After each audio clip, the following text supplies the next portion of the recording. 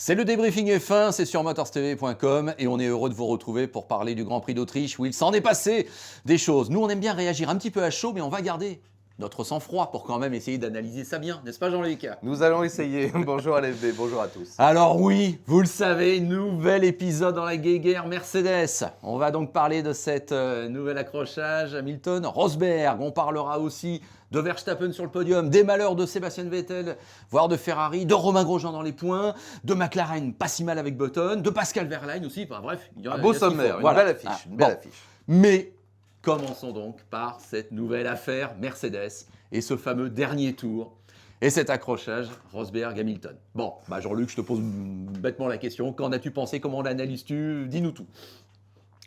J'avais dit ici même, il y a quelques grands prix, et notamment après l'accrochage évidemment de Barcelone, que ça n'était malheureusement probablement pas le dernier et que des explications de cette nature, il allait y en avoir d'autres, dans la mesure où effectivement, quand on a une écurie qui domine, et c'est le cas de Mercedes actuellement, quand on a deux pilotes avec ces voitures-là qui dominent également, forcément l'affrontement il prend des proportions et effectivement, on ne peut pas ne pas évoquer les Prost-Senna qui est resté dans toutes les mémoires. Bon, ceci posé, on essaie chez Mercedes de garder un aspect sportif, c'est-à-dire de permettre aux pilotes de se battre entre eux. Et je trouve ça très bien, une nouvelle fois, grâce en soit rendue à Toto Wolff, à Niki Lauda et à tous les dirigeants de Mercedes. Parce qu'on imagine, si déjà aussitôt dans la saison, après les 4 premières victoires de Rosberg, on avait donné un semblant de consigne d'équipe, eh bien là, la Formule 1 serait très ennuyeuse, comme ce fut le cas dans les périodes noires ou rouges, si vous voyez ce que je veux dire, dans le passé. Bon, là, on a du sport et on permet aux pilotes de se battre. Alors maintenant,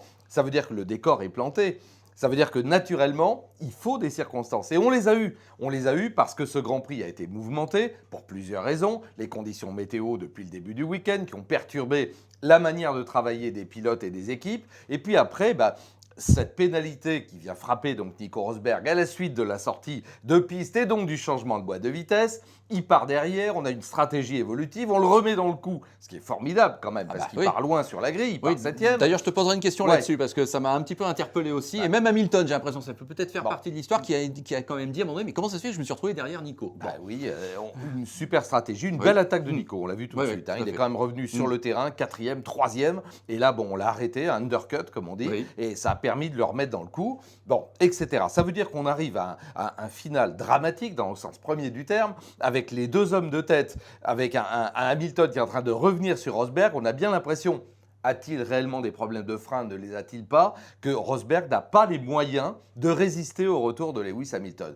Et on a ces derniers tours formidables, et notamment le dernier tour, et c'est bien la question. Oui. Et là, moi je suis désolé, j'ai l'habitude d'être clair ici et de ne pas vous mentir. Moi, je considère que Nico Rosberg, d'abord, a une attitude ultra défensive. C'est normal dans le dernier tour, il préserve sa position. Mais là, honnêtement, dans ce fameux freinage au virage numéro 3, eh bien, il regarde ce que fait Hamilton, qui lui tente un dépassement. Alors, je crois qu'on va évacuer le problème du drapeau jaune ou pas, parce que apparemment, ce drapeau jaune, il a été cherché je ne sais où. Il n'y a pas de problème au niveau de la direction de course, me semble-t-il, au moment où nous parlons. C'est-à-dire que l'attaque de Lewis... Tu parles du drapeau jaune après. Non, après le il y en a un avant. On en a montré un avant, on en a deviné un avant. Apparemment, c'est sans objet, pour être clair, et évacuer la question aujourd'hui, à la minute où je parle. Il n'y a pas d'enquête de la direction de course. Ça, on l'oublie. Après, c'est encore autre chose. Alors maintenant, l'attaque de Lewis Hamilton, elle me paraît superbe. Moi, elle me paraît audacieuse, certes, mais superbe. Il attaque donc à l'extérieur du virage numéro 3, il est aux limites de la piste, il freine super tard, et là, on a un Nico Rosberg qui, curieusement, relâche son freinage. Je suis désolé, parce que ça se voit, quand on connaît un peu le sport automobile, on ne va pas nous raconter, nous faire prendre des vessies pour des lanternes. Il relâche son freinage pour empêcher Hamilton de dépasser. Alors, je peux le comprendre. Est-ce que je résume bien en disant, il l'emmène tout droit? Il l'emmène à l'extérieur de la piste, évidemment. Alors là, moi, je pense que c'est trop. Là, pour le coup. Et alors, évidemment, Hamilton, à un moment, il doit braquer. C'est normal. Il doit quand même essayer de prendre son virage. Il ne va pas se laisser emmener complètement à l'extérieur. Alors, bien sûr qu'il braque sur Rosberg, mais il n'a pas d'autre choix. Si Nico Rosberg avait pris, et il aurait pu, une trajectoire large pour l'empêcher, mais en prenant le virage, or là on voit bien qu'il ne le prend pas le virage, il n'essaie même pas de le prendre.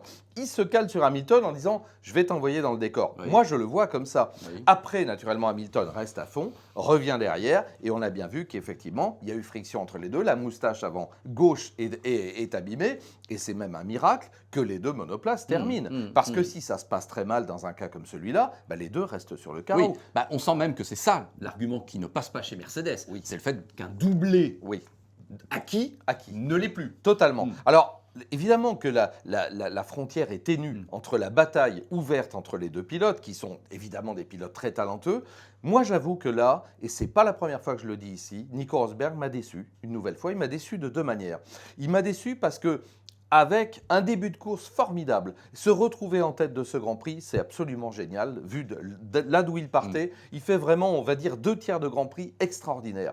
Alors après, moi je trouve qu'il craque un peu sous la pression et je l'ai déjà dit, il n'a pas, me semble-t-il, encore la force de caractère, la force morale. Alors il joue un peu, tu sais, comme en tennis, il joue petit bras. Il joue petit bras. Alors, Au moment de conclure. Au moment de c'est ça. conclure. Eh oui. Alors que Hamilton, là, il a dégoupillé. Hamilton, il attaque.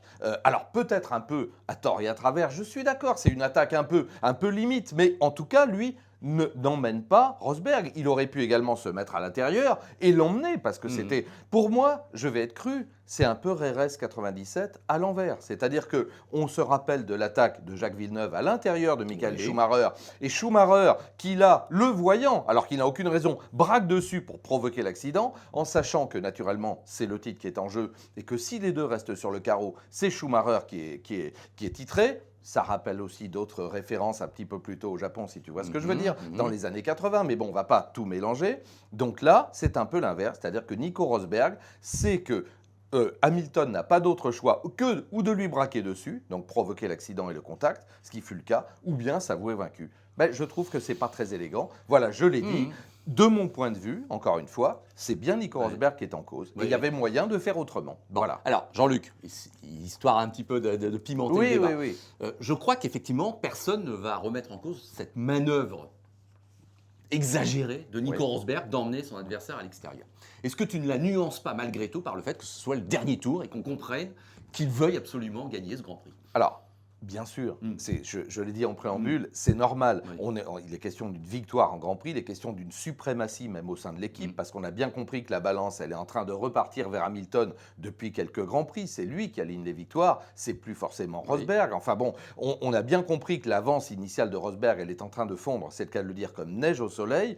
Et moi, ça me paraît plus de la part de Nico Rosberg comme la réaction d'un petit animal un peu atterré et un peu terrorisé. Quoi, c'est encore lui, il est là, etc. Il est déjà revenu. Alors, il y a eu le dépassement des attardés au préalable, et duquel, et ça c'est normal aussi, le pilote qui est derrière se tire toujours mieux que celui qui est devant. Malgré les drapeaux bleus, malgré les feux bleus, malgré tout, un pilote qui est en bagarre lui-même pour des points, éventuellement, ou en tout cas pour une belle place, il ne regarde pas forcément dans ses rétros. Donc le premier pilote qui arrive sur lui, en l'occurrence le leader de la course, en l'occurrence Nico Rosberg, perd un petit peu de temps par rapport à celui qui arrive derrière et qui s'engouffre quelque part dans la fenêtre. Donc tout ça est normal.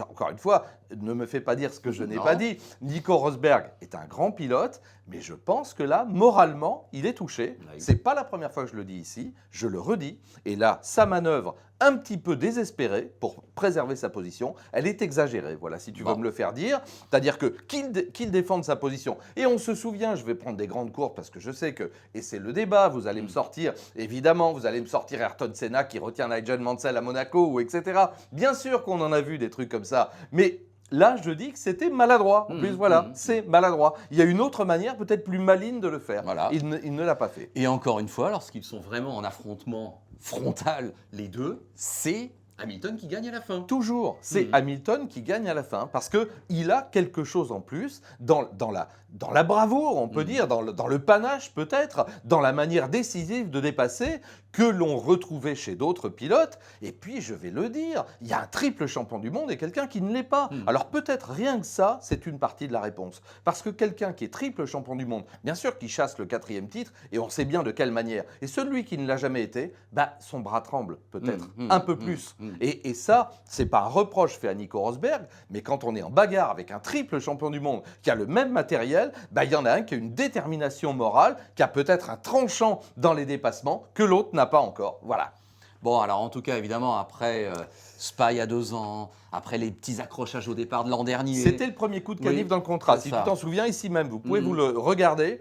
Moi, il ne m'avait pas plu du tout, Nico Rosberg, avec cette espèce de manœuvre d'intimidation en disant « Oui, je l'ai touché, je l'ai peut-être un peu fait exprès ». D'ailleurs, il avait merdé, pardonne-moi, juste après à Monza. Rappelle-toi, qui était le pire Grand Prix. Il prend tout droit l'échappatoire. Le seul à le faire avec la meilleure voiture du monde. Et il se couche par terre. Donc, il y a un petit problème moral. Il n'est pas sorti de l'auberge encore. Nico, on pensait en début de saison qu'il l'était. Bah, je ne suis pas sûr. Voilà. Mais ce que je voulais dire, c'est qu'après peut-être l'année 2015, qui finalement avait été juste marquée par quelques frictions au départ, là, entre Barcelone plus là, où ça repart sur des bases franchement mauvaises. Donc, on se dit même, est-ce que c'est tenable? Et puis, c'est facile de le dire, mais ça peut se reproduire. Hein. On est à peine même pas la moitié de la saison. Je peux te dire qu'il va y avoir d'autres situations, comme les deux dominent, et malheureusement, on va parler un peu des autres, mais dominent à la régulière, de manière sportive, même dans un Grand Prix compliqué à cause de l'enchaînement des événements, eh ben on voit bien que ça va se poursuivre comme ça encore un moment, tant que la domination des Mercedes sera aussi écrasante. Alors après, si réellement il y a des Ferrari ou des Red Bull qui viennent se mener à la bagarre, ben peut-être qu'on se marquera moins à la culotte entre les deux hommes de chez Mercedes. Mais tant qu'il en sera ainsi, eh ben moi je pense que là, le mouvement général, il est dans le sens de Lewis Hamilton, qui a, je viens de le redire encore une fois, peut-être un détachement. Lui, il lâche ses coups. Voilà, en tennis, je dirais ça. Il lâche ses coups, alors que Rosberg est un petit peu retenu. Et pourtant, pendant le Grand Prix, Jean-Luc, voilà la question que je voulais te poser. On a quand même le sentiment qu'il y a une double stratégie que même on a du mal à comprendre. Puisque Rosberg, qui part derrière Hamilton, est arrêté plus tôt. Hamilton est maintenu en course plus longtemps. Et quand Hamilton ressort, il est quand même derrière Rosberg. Donc, je me mets à la place d'Hamilton. C'est vrai qu'on a le sentiment qu'il n'a pas accepté aussi le fait qu'il y avait une stratégie plus efficace peut-être chez Mercedes. On a changé de stratégie, on l'a dit, chez Mercedes. On a changé de stratégie à cause du safety car au 27e tour. C'est-à-dire qu'on a changé avant, pour être clair, Rosberg s'arrête au 10e tour et Hamilton s'arrête au 21e tour. Donc là, c'est pas déjà... Ça répond à quelques questions. C'est pas la même stratégie. Non. À une époque, on croyait que c'était un peu quand même pareil. Non, pas vraiment. Je rappelle, et heureusement, que chaque équipe a le choix d'élaborer sa stratégie. Chez Mercedes, on n'impose pas une stratégie. Et d'ailleurs, pour couvrir, comme on dit, une manœuvre éventuelle de Ferrari, en l'occurrence, on rappelle quand même que Vettel, on va certainement en parler, au moment de son accident, il est en tête quand même, malgré tout. Alors, évidemment, on sait bien qu'après, il ne s'est pas arrêté, mais n'empêche qu'on est en train peut-être d'avoir une stratégie audacieuse chez Ferrari, peut-être une stratégie à un arrêt, justement, et c'est ce qu'on chasse. On essaie de l'arrêter le plus tard possible pour lui mettre un train de pneus et l'emmener au bout. Donc voilà, on essaie de couvrir toutes les opportunités chez Mercedes, et comme on dispose de 2 balles, c'est normal. Mais je pense qu'effectivement, Hamilton l'a eu mauvaise à ce moment-là, et ça explique peut-être son envie de vraiment y aller, parce que genre, je récupère mon bien, et mon bien, c'était la première place. Je partais en pôle, d'ailleurs à l'issue d'une qualif géniale. La Q3, j'aimerais bien qu'on en ait tout le temps comme ça. Elle était pleine, elle était entière. Il y a eu la pluie. Tout ça à fond, tout le temps, avec les temps qui évoluent, au changement de pneus milieu. Voilà, c'est ce qu'on aimerait, mais il y avait des circonstances. Il y a eu la pluie. Il y a eu la pluie, il y a eu le Q2 avant avec les vibreurs dont on ne va pas parler, mais bon, qui ont brouillé les cartes, y compris pour Rosberg. Parce que là aussi, la course, elle est ce qu'elle a été, parce que Rosberg est parti derrière. Donc évidemment, comme il est parti 7e, il fallait oser une stratégie là aussi audacieuse pour le remettre dans le coup. Et elle a marché, elle a fonctionné. Bon, dans les commentaires sur YouTube, vous y allez, vous nous dites vraiment ce que vous en pensez, parce que bon, je vais poser d'autres questions à Jean-Luc, mais on pourrait encore en parler des heures. Mais encore une fois, et c'est normal, et restons courtois et respectons-nous. Moi, je respecte votre opinion si ça n'est pas la mienne. Je veux dire, il y a des arguments dans les deux sens. Je ne prétends jamais détenir la vérité absolue. C'est mon opinion. Vous avez le droit de ne pas la partager, mais on verra la suite des opérations. Bon, alors en vrac, les autres questions importantes quand même. Vettel, cet éclatement de pneus, ça fait un peu désordre, à la fois pour Pirelli, pour le fait que les pneus tiennent ou ne tiennent pas. Qu'est-ce que tu en penses? Écoute, Pirelli, je vais encore malheureusement les critiquer. Je respecte le travail qu'ils font. J'ai beaucoup d'estime pour Paul Hemberry qui fait ce qu'il peut, etc. Mais là, alors on a déjà une problématique, je l'ai évoqué ici même, l'ultra soft qui finalement, par rapport au super soft, enfin tu prends les temps en course. Alors je sais bien, on va me dire, ils sont partis en ultra-soft, les voitures étaient chargées de carburant, etc. Mais bon, les temps, c'est presque les mêmes. Oui. C'est presque les mêmes. La durée d'utilisation, on n'en est pas très loin, Oui. sauf qu'on a emmené les softs le plus loin possible à 42 tours, etc. Mais on se rend bien compte que bon, et là, l'explosion du pneumatique, alors oui, on se perd en conjecture. Bon, tu me diras, une crevaison, ça nous arrive à tous sur la route, ça peut arriver en piste, surtout avec des vibreurs aussi agressifs. Oui. Mais là, j'avoue que c'est étonnant parce qu'en plus, c'est la roue arrière droite, Ouais. c'est même pas la roue arrière gauche qui est la plus sollicitée, celle qui va le plus sur les vibreurs, logiquement, puisqu'il y a quand même plus de virages à droite qu'à gauche. C'est un Oui, peu puis bizarre. Ferrari, ils sont pas idiots à ce point-là pour Non, risquer. non. C'est Alors que, il y a l'histoire des pressions, tu oui. sais bien, où là aussi, Pirelli préconise des pressions très élevées, justement, de manière un peu conservatoire, de manière pour être prudent. Et d'ailleurs, ça fait râler les pilotes et les équipes, parce qu'on n'exploite pas les pneumatiques comme on le devrait.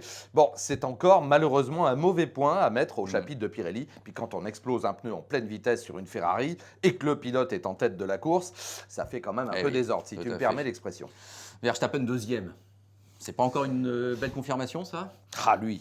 Alors lui, écoute, je suis obligé de regarder parce que partie huitième, alors voilà quelqu'un, il est là. Là, voilà quelqu'un, je l'ai déjà dit, hein, c'est vraiment de la graine de champion, quoi. Là, il monte sur son deuxième podium, il est deuxième. Le premier, il était vainqueur. Oui. Alors ok, avec une bonne stratégie, Ricardo l'a assez dit, j'aurais eu la même, c'est moi qui gagnais. Mais oui, mais il n'y a pas de hasard dans la vie. Il n'y a pas de hasard. Ce jeune homme de 18 ans à peine, il est, alors voilà, un attaquant encore, voilà, quelqu'un qui est rugueux, mais jamais jusque-là, jamais vraiment, jamais de mauvais coups en piste. Il défend sa position, ou il attaque, il est agressif dans le bon sens du terme. Bah écoute, il est enthousiasmant en piste, puis ça fait plaisir de le voir là. Bon, je mettrai un bémol sur la combinaison, parce que là le truc en pot, là, vraiment, c'est horrible. Là, je ne sais pas quel designer fou, en tout cas à la place de Matéchi, celui-là, je le vire tout de suite, parce que là, c'est nul. Mais bon, c'est un détail. C'était pas saillant, c'est le moins Ou alors on les dire. fait rouler en culotte de peau directement et on y va, quoi. Mais bon. Bon, Raikkonen qui est sur le podium, qui a le même nombre de points d'ailleurs au championnat que Vettel. Oui, C'est assez marrant. Ouais. Bah, tant mieux pour lui, même si on sait que son avenir est peut-être en discussion. Un mot sur Raikko, si tu veux bien. Oui. Moi, je trouve que là, il a envie de continuer. Donc, il retrouve de la perf. Si tu regardes, et ben là, comme par hasard, il se met à faire. Bon, il avait déjà été en Espagne, hein, bien classé évidemment, mais je trouve que il retrouve du poil de la bête, Raikko. Vraiment, c'est vraiment. solide. Et voilà, il est là. Alors qu'à un moment, on se demandait un peu s'il était dans la voiture. Bah, il est revenu. Bon, avec toujours ce faciès un peu. Bon, ça va pas dire. Alors, 3 accessibles, je voudrais qu'on délivre. Ouais. Button 6, partie 3. Il a bien profité des circonstances, oui, et il a fait le boulot. Et écoute, il est devant Alonso quand oui, même. et là aussi, déjà, Alors, on se pose la question de l'avenir de Button chez McLaren Honda ou pas, ou ailleurs. On parle éventuellement de lui chez Williams ou je ne sais où. Mais moi, je crois que c'est quelqu'un qui a encore un potentiel formidable, qui est encore solide, qui est en qualif et en course devant Fernando Alonso, un double champion du monde, réputé comme étant un des pilotes les plus rapides du plateau de la Formule 1. Non, bravo. Alors, au début, bon, on le voit disparaître un peu et c'est normal, on se dit aïe, où va-t-il terminer? Il descend un peu dans le... Et voilà, pas si mal. Écoute, c'est la meilleure Sixième performance. dans le même tour que le leader. C'est la meilleure performance d'une McLaren Honda, je dis pas de tout à bêtises, donc fait. c'est super. Et qui est aussi dans le même tour? Romain Grosjean, 7. Alors, Le Romain, retour dans les points. beau boulot, parce qu'il part 13. Oui. Pareil, en course, il retarde son premier arrêt remarquablement. Déjà, il remonte à un moment, je me demande s'il n'est pas 5e très fugitivement, juste avant de s'arrêter. 7e, 6e, 5e, génial. Bon, après, il s'arrête, on se dit aïe. Et puis non, il est dans un beau paquet où il y a du beau baston. Non, Romain, il est solide maintenant, il est opportuniste et il fait le boulot. Là, il n'y a rien à dire, c'est une très belle performance. Voilà. Et donc, la très belle 10e place de Pascal Wehrlein. Donc, pour cette équipe Manor, modeste évidemment, mais tout le week-end, c'est vrai qu'on l'a senti là, le jeune Allemand. Ouais. Il connaît 12 bien en qualif. Il connaît bien le circuit puisqu'il a roulé en DTM et ça, effectivement, on l'a souligné aussi chez Mercedes puisque c'est avant tout un pilote Mercedes. C'est même le champion DTM. Et il exploite, et là aussi, tu vois, ça va me permettre d'évoquer la mémoire de Jules Bianchi, bien sûr, en disant voilà, qu'un pilote talentueux, avec des circonstances exceptionnelles, avec un talent solide, comme l'avait fait Jules quand il était rentré dans les points à Monaco, Wehrlein, c'est pareil. pareil, c'est assurément un très très bon pilote. Il a la tête froide, il est opportuniste dans le bon sens du terme, et puis vraiment il exploite le matériel d'une manière, on ne va pas comparer avec son pauvre équipier. Non, c'est remarquable. C'est pareil, c'est vraiment une flèche. Alors, une flèche d'argent, le problème... Non, mais n'empêche, ne rentre-t-il pas dans une certaine équation qui peut se poser au vu de l'avenir et au vu des relations actuelles de Hamilton et Rosberg? Écoute, on sait qu'Hamilton est encore là jusqu'à fin 2017. On ne sait pas pour Rosberg, on est en négociation pour la reconduction du contrat. Alors on dit des deux côtés qu'on ne regarde pas ailleurs.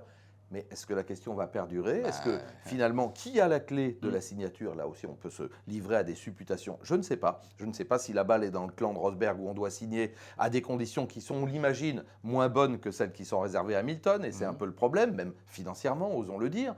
Ou alors, est-ce qu'on va voir ailleurs? Mais où? Parce que là aussi, il faut bien regarder. Chez Ferrari, si Raikkonen s'en va, est-ce qu'une cohabitation avec Vettel est envisageable avec deux pilotes allemands? Non, je n'y crois pas une seconde. Et après, tu veux aller où? Non, il ne va pas retourner chez Red Bull. Enfin, il n'y a pas 36 000 opportunités. Donc, c'est vrai que ce jeu des chaises musicales, cette silly season, ça va nous occuper une bonne partie de l'été. Ça, c'est clair. En tout cas, jusqu'au break à la fin du mois de juillet. Voilà. Bah là, de toute façon, il y a un rythme infernal en ce mois de juillet.